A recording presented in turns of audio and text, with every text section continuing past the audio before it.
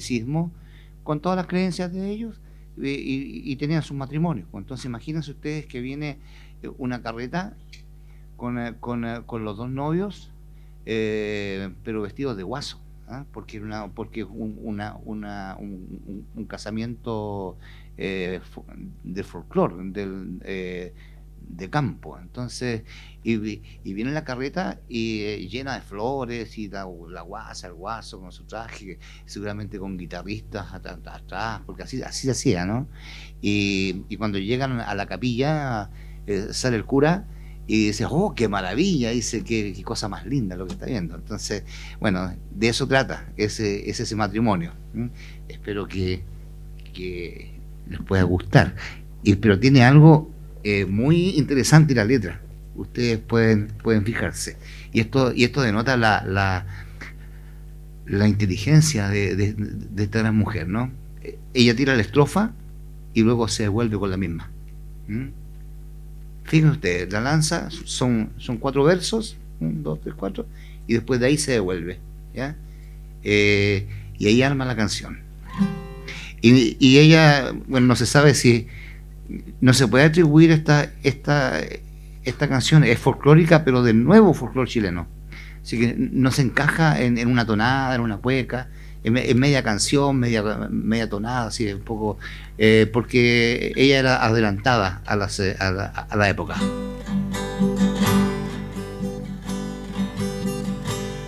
Una carreta enflorada se detiene en la capilla, el cura salió a la entrada diciendo qué maravilla, diciendo qué maravilla, el cura salió a la entrada, se detiene en la capilla una carreta enflorada. A las 11 del reloj entran los novios del brazo, se le llenaron de arroz el sombrero y los zapatos, el sombrero y los zapatos se le llenaron de arroz. Entran los novios del brazo a las 11 del reloj. Cuando estaban de rodillas, en el oído el sacristán le tocó la campanilla al novio talán, talán, al novio talán, talán. Le tocó la campanilla en el oído el sacristán cuando estaban de rodillas. El cura le dijo adiós a la familia completa, después que un perro lairó, él mismo cerró la puerta, él mismo cerró la puerta, desde que un perro lairó.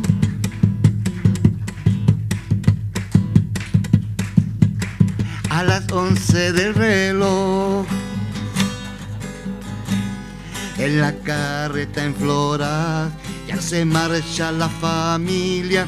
Al doblar una quebra, se perdió la comitiva, se perdió la comitiva.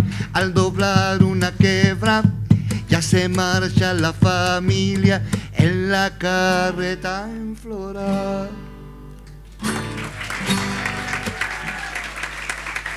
Y bueno, hay un personaje que aparece en esta canción que recién canté, que es el sacristán, ¿no? Les quiero explicar para que entiendan, porque aquí hay muchos venezolanos no van a entender nada, no van a entender nada si no les explico. Entonces, no, de verdad, pues, en ese tiempo el sacristán, que ahora hay no sé qué hay, no sé si habrán, pero eran los jovencitos que le ayudaban al cura, ¿no? Un monaguillo, claro. Entonces el que le pasaba cosas, se vestía también con un traje largo, blanco y todo eso, ¿no? Pero parece que el sacristán de que habla aquí la Violeta Parra era un poco pillito así, ¿no? Y todas las chiquillas iban el día domingo a la iglesia, no sé si iban por el Señor, pero aquí lo que sugiere Violeta Parra que iban por el sacristán. Parece ser que el sacristán era encalladito, era bien pintoso, Y todas, imagínense, todas las chiquillas bien vestidas el día domingo, porque antiguamente se usaba que en la iglesia católica iban iban todos con más contenidas. Entonces, así como los haitianos cuando van a la iglesia el día domingo, ¿lo han visto, no? Entonces, ella cuenta de este sacristán y cuenta también, habla de las beatas. Las beatas, para los que no saben, eran esas mujeres que pasaban metidas en la iglesia nomás para todo, pero no tanto por Dios, sino que más que nada por estar ahí, haciendo todas las cosas y parecer como espirituales, ¿no? Entonces, aquí habla de este sacristán que, como ya le dije, un poco pillo parece, ¿no? Esta es una polca, ¿no?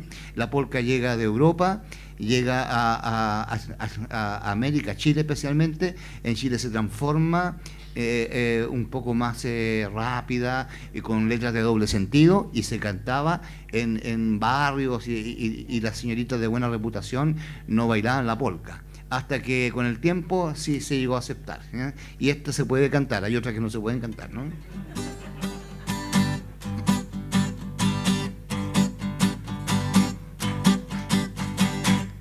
Eso. Los amores de sacristán son dulces como la miel. Los amores de sacristán son dulces como la miel. Amor que no se desea, no puedo vida vivir con él. Amor que no se desea, no puedo vida vivir con él. Porque le gusta el sacristán. Toca la campanilla, tirin, tin, tin, tirin, tin, tan. Toca la campanilla, tirin, tin, tin, tirin, tin, tan.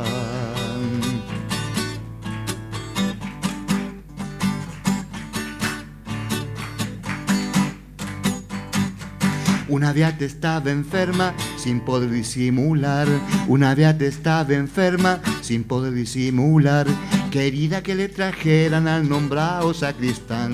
Quería que le trajeran al nombrado sacristán. Porque le gusta el sacristán. Toca la campanilla, tilín, tin, tin, tilín, tin, tan. Toca la campanilla, tilín, tin, tin, tilín, tin, tan. A ver. Porque le gusta el sacristán. Toca la campanilla, tilín, tin, tin, tilín, tin, tan. Toca la campanilla, tilín, tin, tin, tilín, tin, tan.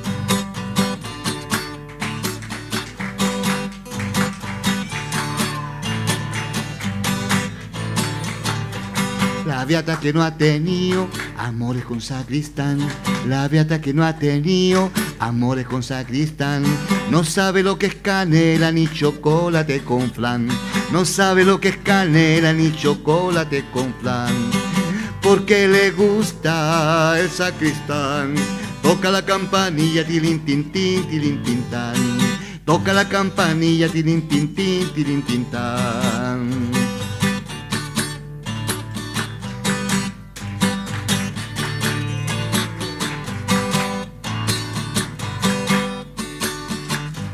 Para toda la compañía, florecita de azar. Para toda la compañía, florecita de azar. Ya le canté los versitos del nombrado sacristán. Ya le canté los versitos del nombrado sacristán.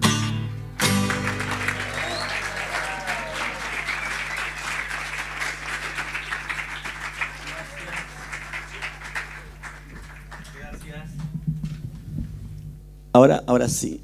Gracias, Pastor René.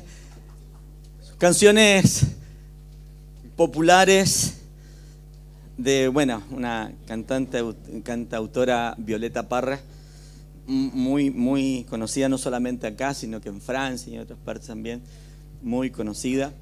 Y es parte de nuestra cultura, de nuestra tierra, pero no podemos pasar este día sin una patita de cueca.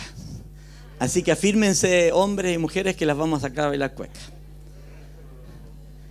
Vamos a sacar al que tiene la mascarilla puesta. Se la sacaron todos, no. Vamos a invitar a Sebastián y a Nachita para que nos deleiten.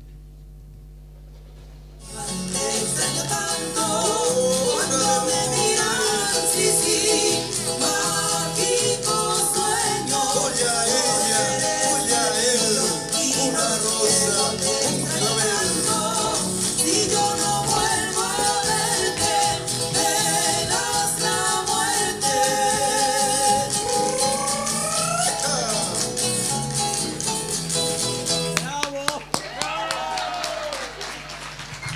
Un fuerte aplauso acá para nuestros queridos hermanos. Oye, Felipe, ¿está ahí escondido allá? Ya te pillamos. Ah, qué buena. No, vamos a tener un conjunto folclórico acá. Qué buena. Oye, qué alegría es poder con ustedes celebrar este día 18. Bueno, y el 19 también son el día de las fiestas de las glorias del ejército, navales, de todo. Tenemos también el 19 que se hace la parada militar. Parece que la van a hacer ahora. Así que felices por todo lo que el Señor nos da y nos permite estar juntos. Amén. Vamos a orar al Señor. Vamos a pedir que Catita venga a compartirnos la palabra del Señor.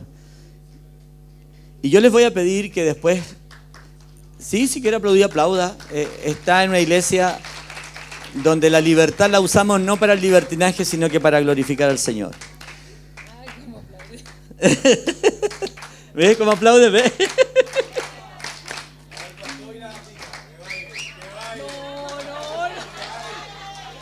Yo sinceramente agradezco a Felipe y a Sebastián, porque si no había ningún hombre que bailara, tenía que poner la cara yo.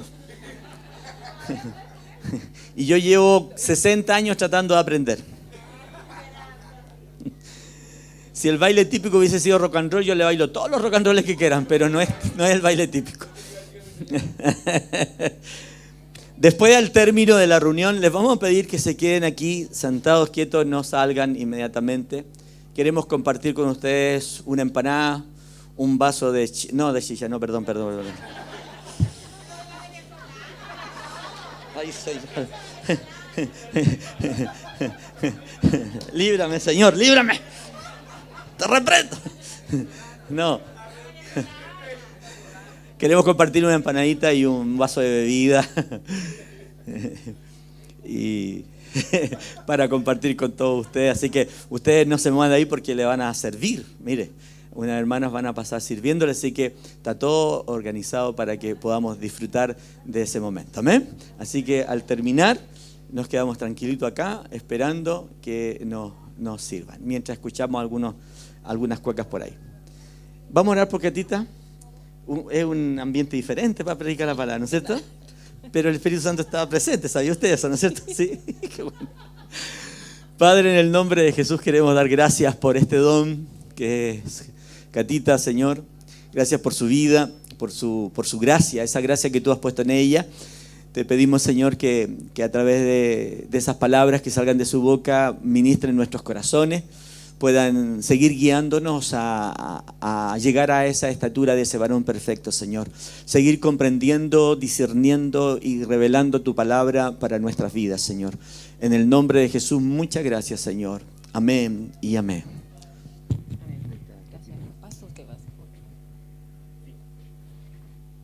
Un, dos. ¿Suena fuerte o no? ¿Bien? ¿Suena bien? Sí, en verdad es un ambiente diferente compartir la palabra en este día. Es como es otro momento, pero qué bueno que de cierta forma uno está en libertad en compartir en familia. Y eso ya a mí ya me relaja. O sea, me puedo reír, ahí se mueven cables, estaba en confianza, literalmente en confianza. Tengo entendido que esto no se está transmitiendo al final, ¿verdad? No, pero sí se está grabando para igualmente saludar a las personas que nos van a ver de manera asincrónica, para que puedan conectarse también y no perderse, y que también una manera de recordar es que usted en la semana puede volver a entrar a la cuenta de YouTube y puede ver las prédicas. No es solamente que queda este momento de que está escuchando, sino que en la semana podemos volver a escuchar, repetir o enviar, porque esto también fue harto que se hablaba en pandemia, como compártalo, casi como un medio de evangelismo, pero hoy en día se puede seguir haciendo, compartiendo. Hay momentos en que pueden compartir el link si hay una palabra que le haya bendecido. A los niños sí pueden pasar a clase, sí, dicen por interno. Chupi, vinieron niños, hay poquitos niños, ¿no? Sí, pueden pasar todos ahí con sus trajes, qué lindo. Yo no me atrevía a venir de... No puedo. En el colegio prefería hacer trabajo escrito que bailar. Era súper fome. No tengo la gracia de mi mamá para bailar cueca. Mi mamá baila muy bonito mi mamá. Bien, querida iglesia, en estos minutos para poder compartir, quiero que justamente sea esa instancia de poder reflexionar. Que no solamente quede al momento de orar por ustedes, sino que lo podamos conversar con una rica empanada y bebida. Esta es una palabra de reflexión justamente para eso, para que usted se quede, converse, pregunte, porque hoy día quiero que podamos reflexionar y hablar sobre, yo sé que una palabra rara, pero es sobre la muerte. No es terrible, pero sí algo que tenemos que recordar, que una de las palabras que recibimos como Iglesia Cristiana La Roca para este 2022 es que queremos extender nuestro territorio y es llevarnos a esto. No podemos extendernos si no hay muerte. Y les invito a que podamos leer en Hechos, y yo sé que hay una presentación, espera, sí, Hechos 7. Hechos, capítulo 7, verso 54. Bueno, ahí está proyectado. Creo que si sale control L, sale la función de... Perdón, es que igual está en el computador. Yo sé que el computador es lento, cuesta, pero no da la función control L para cuando es presentación. Para que se pueda ver. Ah, sí. Bien, excelente, Vicky. Bien dicen, y ustedes me pueden seguir ahí, pueden también tomar nota. Dice así: los jefes judíos, al escuchar la acusación de Esteban, crujían los dientes y rabiaban de furia contra él.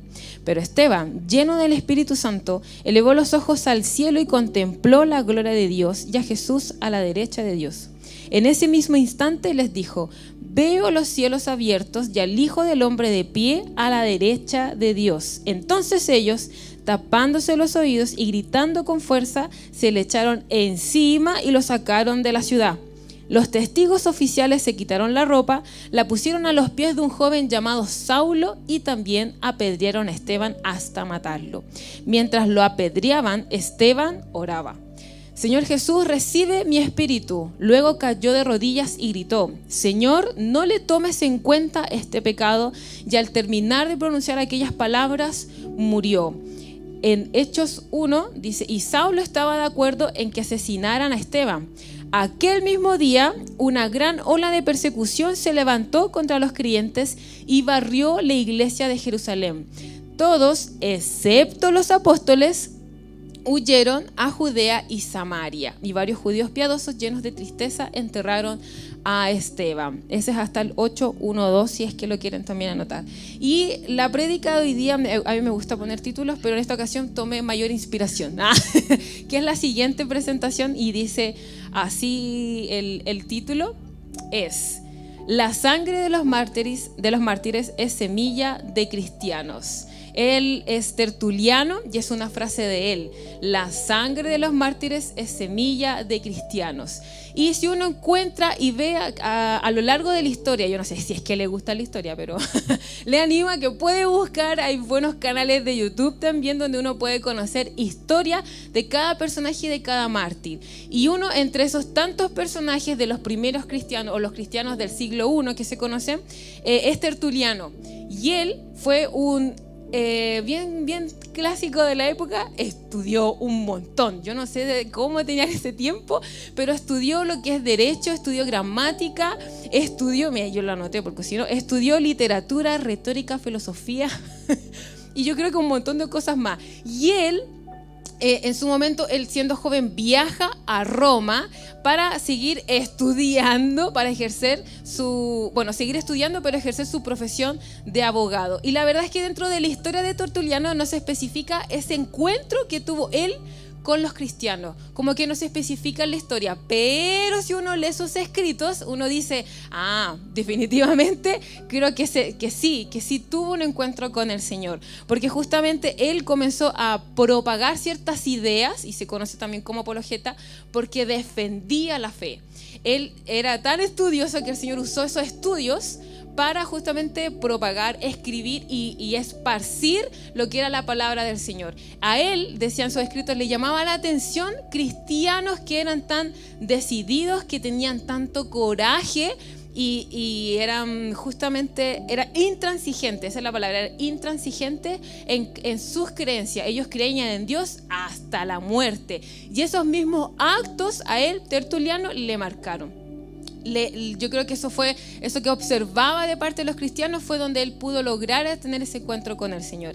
Y la verdad es que lo nombro porque él, Tertuliano, fue uno de los primeros teólogos del área para acá, de Occidente, el que escribió y pronunció la palabra Trinidad.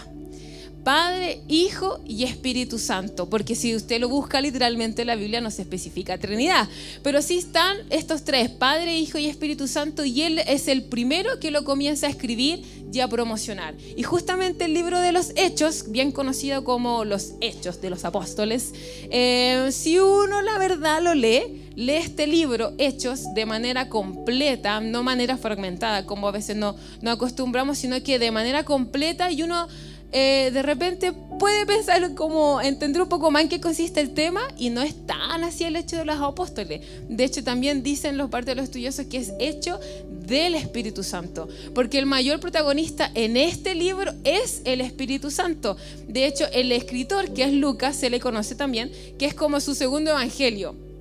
Si conocen el evangelio, ¿cierto? Mateo, Marco, Lucas y Juan. Dentro de ese Lucas, la segunda parte es esta, Hechos. Porque en Lucas, justamente en su evangelio, intenta escribir todas las enseñanzas de Jesús, y acá hace la continuidad de qué pasó después de, cómo continuó el asunto. Por eso escritor Lucas, tan dedicado, historiador, también médico, escribe todo lo que iba observando y cómo se iba moviendo, y cómo el Espíritu Santo, lo que en un momento habló Jesús cuando estaba entre los discípulos, hoy se cumple.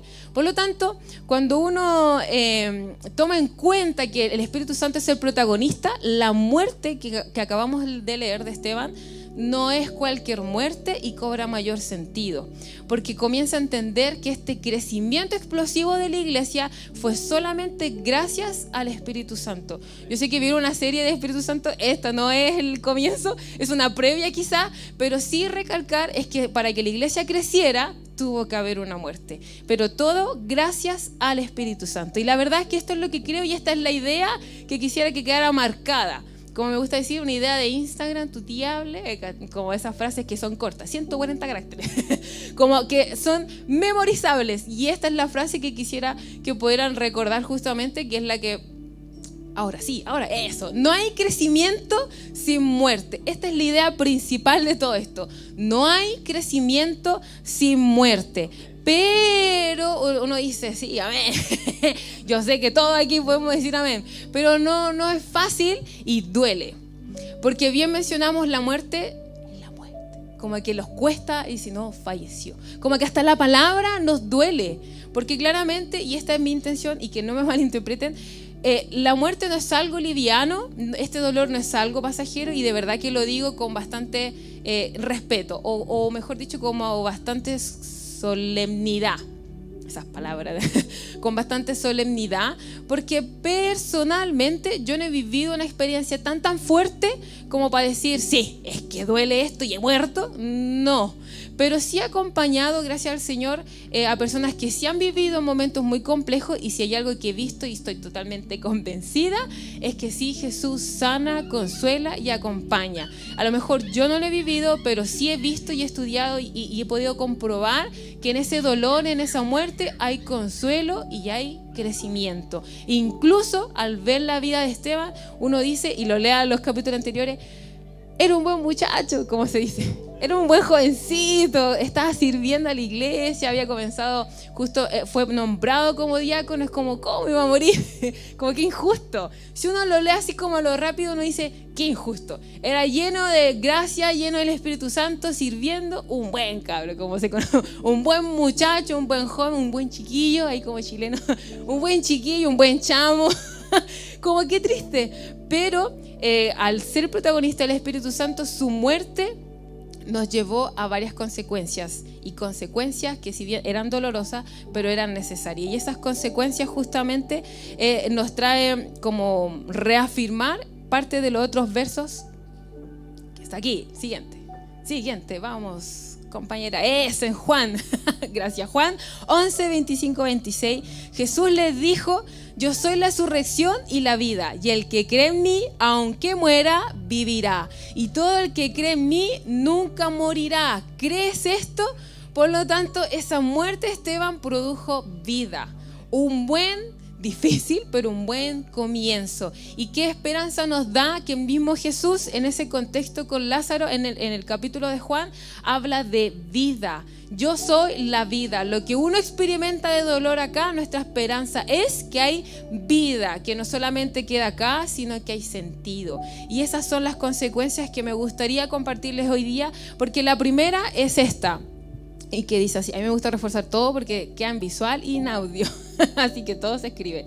La primera es la siguiente, que es: la fe de muchos depende de ti. Esta es la primera consecuencia que quiero que podamos analizar, porque la fe sí depende de ti. No sé si han escuchado en algún momento y dicen: no, la salvación es personal. Sí, es personal, no me malinterprete.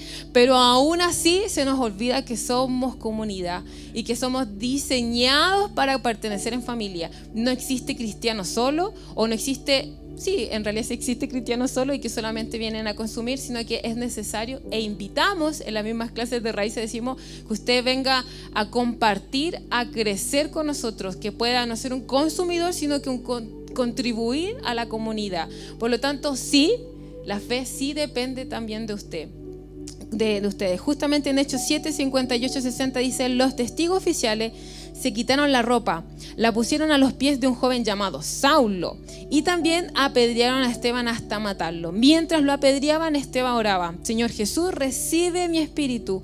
Luego cayó de rodillas y gritó: Señor, no les tomes en cuenta este pecado. Y al terminar de pronunciar aquellas palabras, murió. Bien conocen ustedes que este Saulo es el que después, más adelante, se convierte en Pablo. ¿Pueden decirlo? Se convierte en Pablo. Están conectados conmigo. Están concentrados.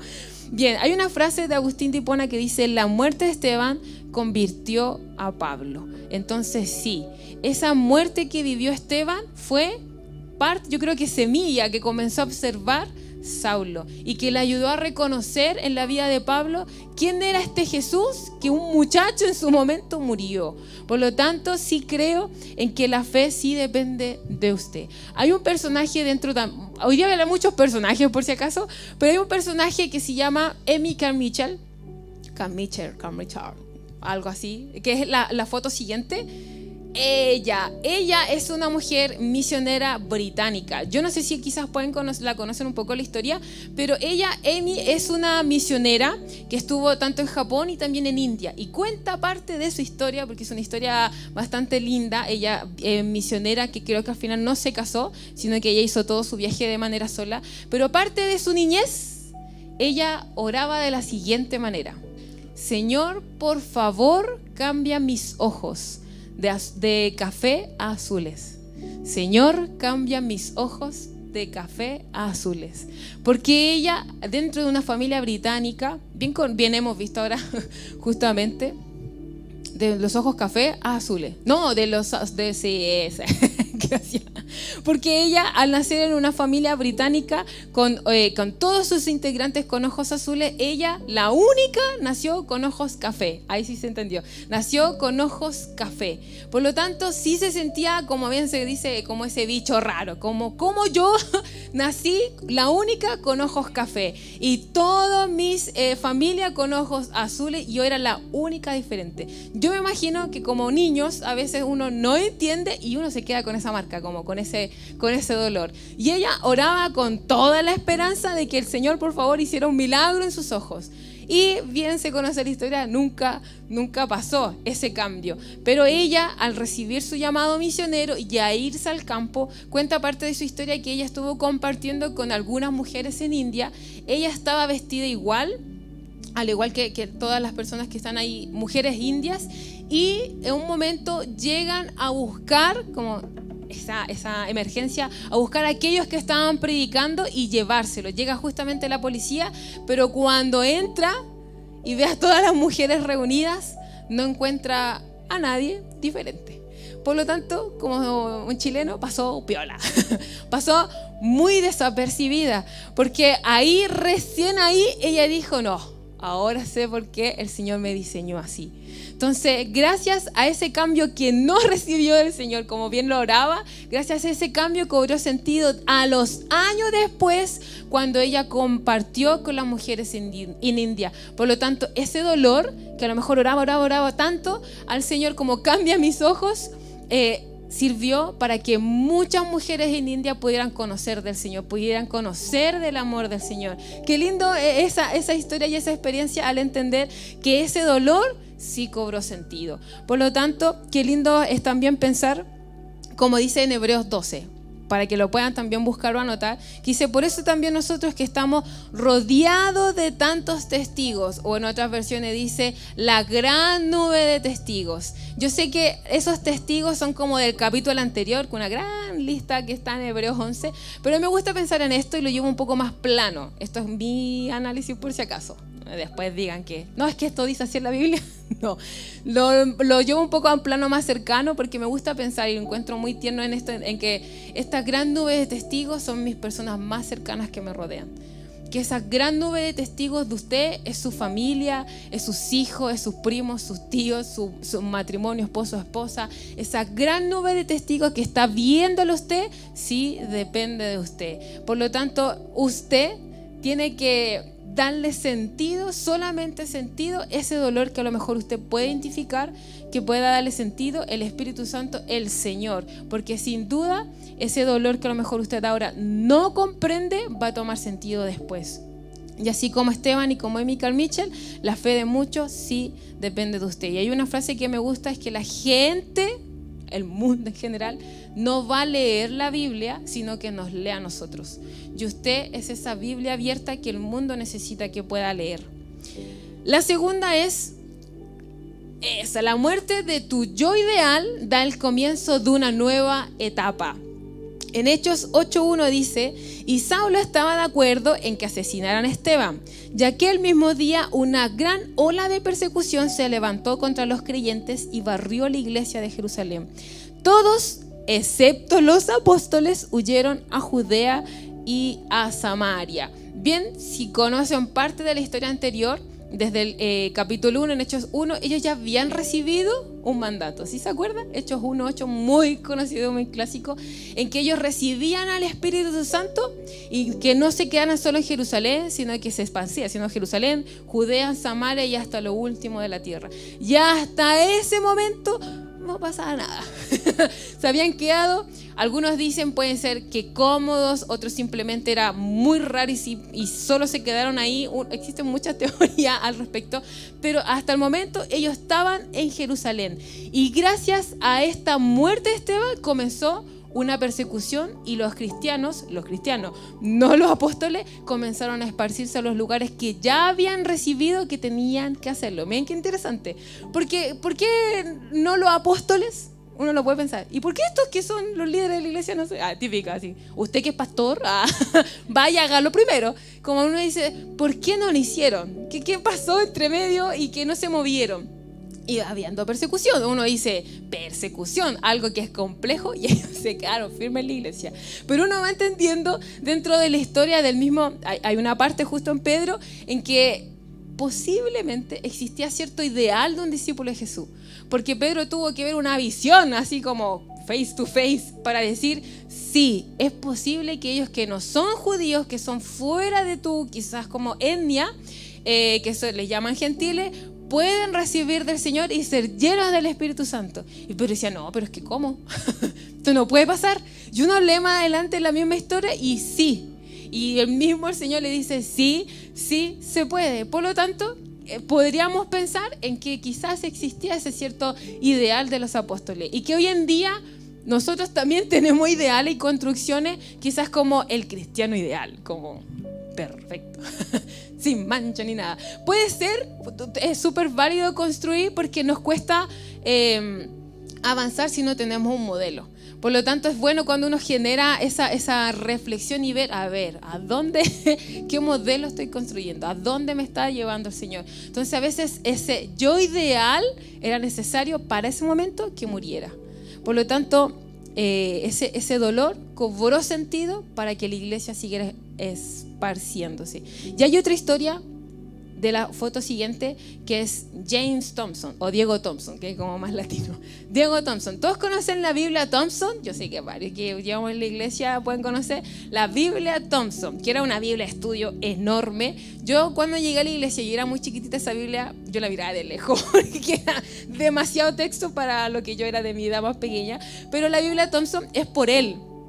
James Thompson, o Diego Thompson, como también cuenta la historia, él fue un educador y también pastor bautista, y justamente él estudió idioma y se convirtió en un colportor, y justamente se refiere a que es aquellos que son difusores o venden Biblias. Esos son los colportores, y parte de esa historia en las guerras napoleónicas en el 1800 parte de la historia cuenta que él, por ese contexto de guerra, iba a visitar a ciertos presos, iba a cumplir esa función pastoral con ellos, y hasta que un día, y siempre se existe hasta que un día que marca el antes y el después en sus vidas, hubo un día que él recibió una invitación de cumplir función pastoral en Francia, de ir a visitar lo mismo por el mismo contexto de guerra, ir y viajar a ver a los presos, o en realidad a las personas que estaban en ese contexto de guerra, a poder pastorearlas allá en Francia. Un amigo lo invitó, buen amigo, como buen cristiano, vayamos donde está el dolor.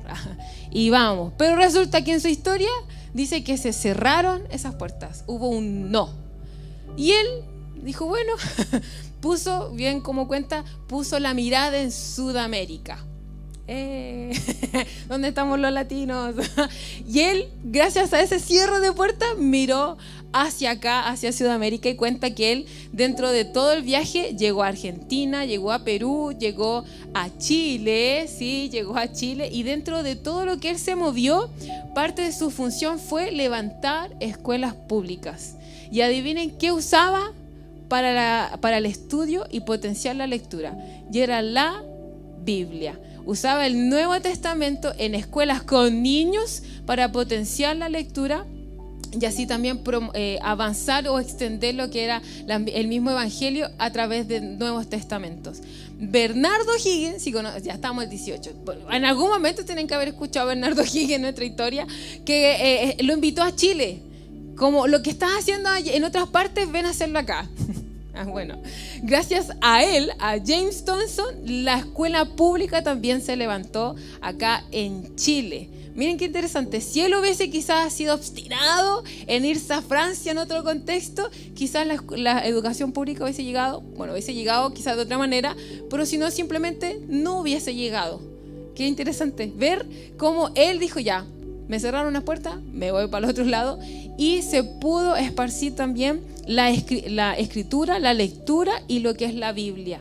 Y si bien en ese contexto de ese momento, estamos hablando en 1820, hubo presión y tensión del clero católico de ese momento y tuvo que irse. Ya está ahí. No, pero él no se quedó ahí, sino que en la escuela siguieron avanzando. Y gracias a este encuentro, no sacó el pecho por si acaso, pero Bernardo Higgins, antes que se fuera, le dio nacionalidad chilena a James Thompson. Y dije, qué lindo, igual un reconocimiento de lo que hizo acá en Chile para seguir hablando de la educación pública al resto de lo que es Latinoamérica, porque llegó a Uruguay, a México, siguió subiendo, pero él tuvo, digamos que hubo este quiebre de ideal. Él como pastor, yendo a pastorear a otras personas que estaban en guerra, dijo, no, se cerró y me voy como educador. Miren qué interesante que gracias a esa muerte, nosotros hoy en día podemos también tener nuestra Biblia en el idioma español. Dice en Hebreos 12:2, dice, él por el gozo que él le esperaba, soportó la cruz y no le dio importancia a la vergüenza que eso significaba. Este soportar la cruz es cuando entendemos que hay gozo en ese cierre de puertas, en ese ideal, en esa muerte, en ese dolor, hay gozo porque nuestra esperanza está en el Señor, está en Jesús. Por lo tanto, ese ser humano ideal que uno puede tener, como quizás carrera ideal, familia ideal, sueños ideales, si se quiebran, tienen totalmente sentido cuando estamos en el Señor. el siguiente, el tercero y último, dice, en el dolor, en la muerte vemos cara a cara a Dios. Y dice en Hechos 7, 55, 56, pero Esteban, lleno del Espíritu Santo, elevó los ojos al cielo y contempló la gloria de Dios y a Jesús a la derecha de Dios. Y en este mismo instante les dijo, veo los cielos abiertos y al Hijo del Hombre de pie a la derecha de Dios.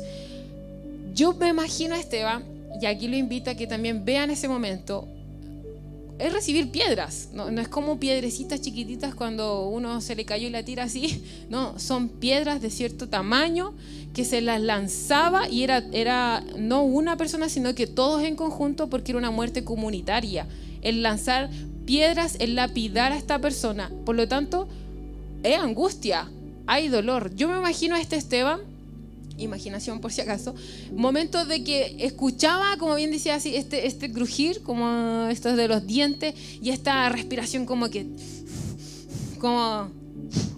sonó fuerte, como este enojo tan expresado, es ver como esos ojos que no, ya aquí estos me quieren matar. Como yo me imagino a Esteban con angustia en ese momento, porque los que estaban a mi alrededor sí o sí no me iban a dejar libres en este momento. Les hablé un gran discurso y aún así no me iban a dejar libre. Yo decía, oye, yo me imagino el momento en que Esteban se entrega, como, ya Señor, no sé, me entrego. Y creo que esta expresión, muy guiada por el Señor, el que Él eleva su mirada. Porque uno cuando está asustado, como niño, ¿no? ¿Qué hace?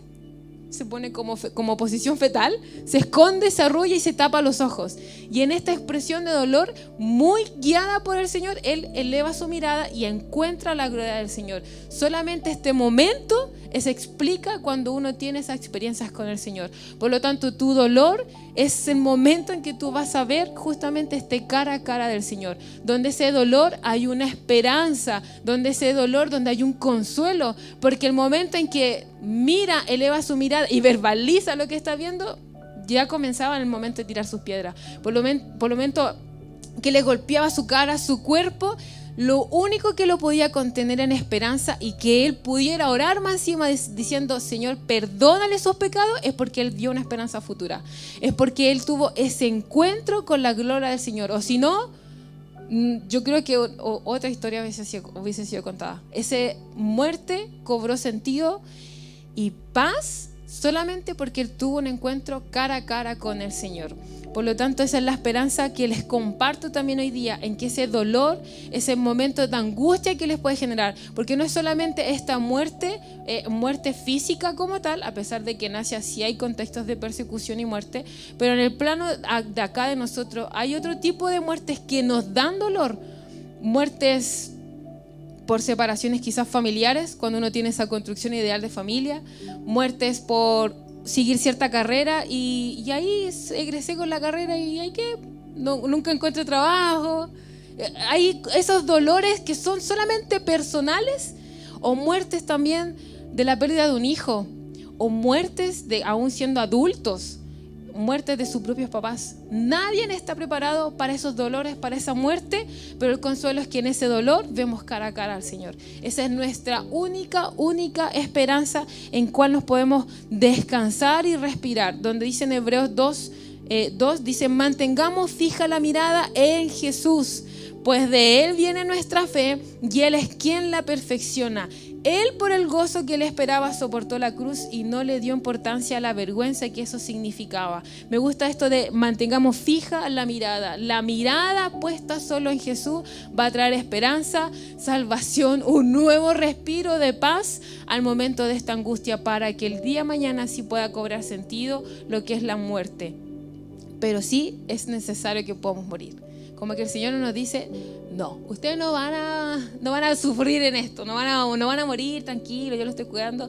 No, como que Jesús nunca asegura eso, sino que sí lo van a vivir, pero va a traer una extensión. Por lo tanto, y esto es parte de lo que es el cierre de la siguiente, en donde sí, esa era la otra. Eso ya lo, justamente más de Hebreos 12, la siguiente es esa, que la fe de muchos sí depende de ti, que la muerte de tu yo ideal da el comienzo de una nueva etapa, y en el dolor y en la muerte sí verás cara a cara al Señor. Yo le invito ahora, si quiere, se pueda poner de pie, que pueda reflexionar en esto y pueda, por eso es un momento de al interior, como trabajar, por el hecho de preguntarse, a ver, ¿cómo estoy? Como si yo quiero crecer y extenderme, hay cosas que tienen que morir. Y no lo digo como... No le va a ser fácil, porque no es fácil, pero sí va a ser necesario y hay una esperanza futura. Por lo tanto, crean esto, en que sí, la fe depende de los que le están rodeando y que vaya al Señor, y que ese yo ideal solamente se lo defina el Señor, porque eso es personal.